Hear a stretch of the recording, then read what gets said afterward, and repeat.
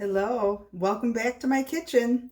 This week we're gearing up for the 4th of July weekend, so I thought we'd do a little talking about barbecuing, cooking out. I have some special guests again today to talk. And I'm going to feature a dessert that is a no-bake dessert. It's actually a variation of a dessert that my mother-in-law, Judy, makes, Hawaiian cake, which is a very popular, delicious, tropical cake that my husband already has requested for his birthday that's coming up. But this is a no-bake version. Instead of using a cake as the base, I'm going to use cookie crumb base and also change a few other things around a little bit. So come on into my kitchen and let's not bake. Let's not turn on the oven because it is summertime in Western New York. And we can still make delicious things that we can enjoy and something really nice to bring to your picnic if you're having some kind of a get-together this weekend. So today in my kitchen, I have my son Michael, who is a trained chef actually, and he's helping with the steaks today. Michael, tell us about the steaks. So we're just using a dry rub. It's just equal parts sugar, salt, paprika, garlic powder, onion powder, cumin, and black pepper. And you just sprinkle it onto the steaks. You can be pretty generous with it. And then I just pat it on with my wet hand. Kind of shake it. And then we just do the other side. And that's it. Done. And then just let it marinate like that until you're ready to grill. So you would do that like what, like an hour before, or does it? You could even do it right before you grill. It doesn't have to marinate. Okay. So, yeah. And what do you Simple. think? How do those steaks look? Did I do good picking the steaks? Yeah, strip steaks, very nice. Okay. Yeah, strip steaks. Nice. Thank That's you. it. Dry rub. And here we have Allison. What are you making, Allison? I'm making a bok choy stir fry. Just doing the ginger and the garlic. I don't want it to burn, so I'm really Stirring that up. moving it around. It's starting to sizzle. All right. I'm about to add the bok choy.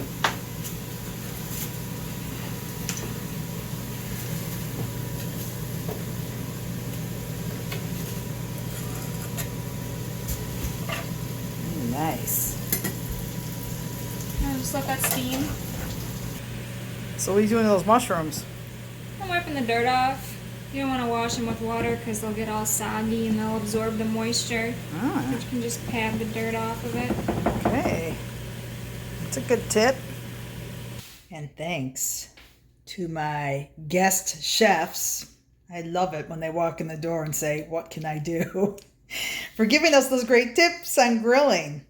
Let's get back to that 4th of July cake now. I'm just going to use some vanilla wafer cookies with some butter to make the crust. And I'm going to combine cream cheese with some instant pudding and milk. And we're going to throw in some pineapple, Cool Whip. And then we're going to have some patriotic fruit on top. First, I'm going to grind up the cookies in the food processor. Honestly, I think the food processor is probably one of the greatest kitchen inventions. So awesome. Makes life so easy. Just melting the butter in the microwave. And I'll combine that with the cookie crumbs. I'm just going to mix this up right in the pan.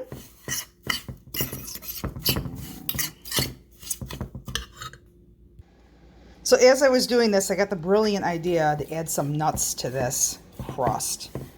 So I'm going to mix some ground nuts in. I could have thrown those in the food processor, but anyway, I just ground them up in my little grinder guy. And I'm going to press this down.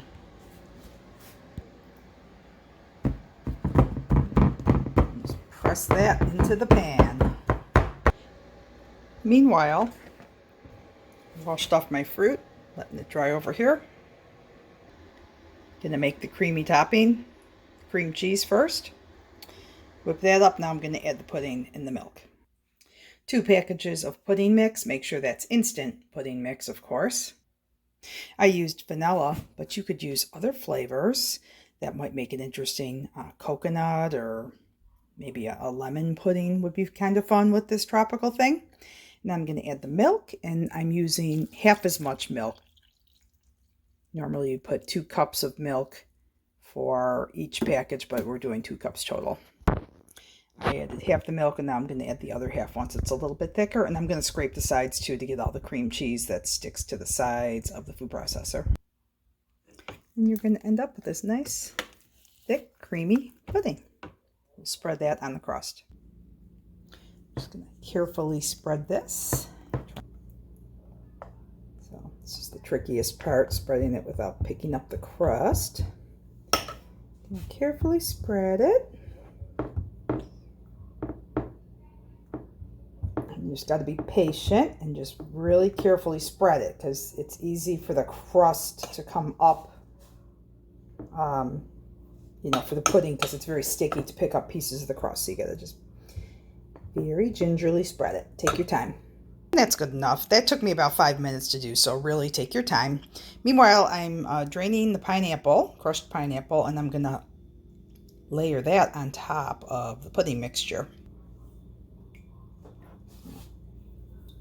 Now I really need to squeeze all the excess juice out of the pineapple before I layer it on top of the pudding mixture. And I'll save that delicious pineapple juice and do something with that, or just maybe throw it over ice and have a little drink. And then I'm just gonna kind of plop this down. Spread it around. I usually use a fork or a couple of forks to spread it. It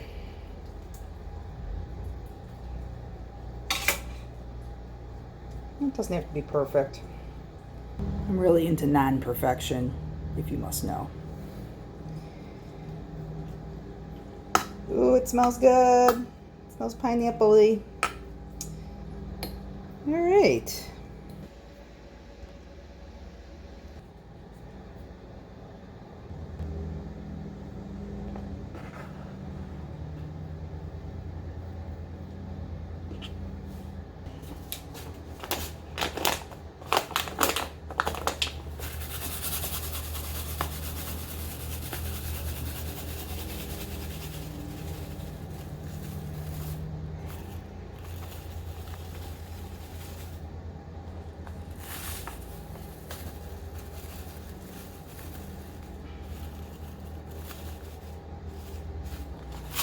I like to use unsweetened coconut. There's already so much sugar in this, and we all can do with less sugar, that is for sure.